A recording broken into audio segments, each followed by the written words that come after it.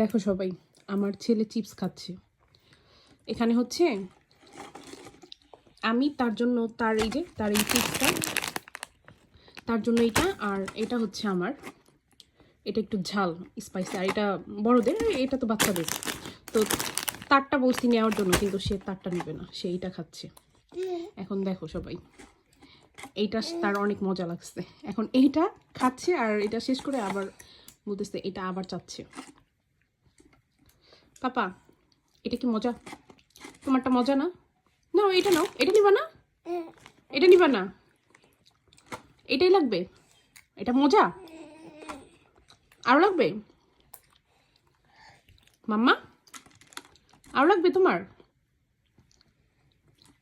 আর দেওয়া যাবে না পাপা, এইটা আর দেওয়া যাবে না, তুমি এইটা খাও, এইটা তোমার।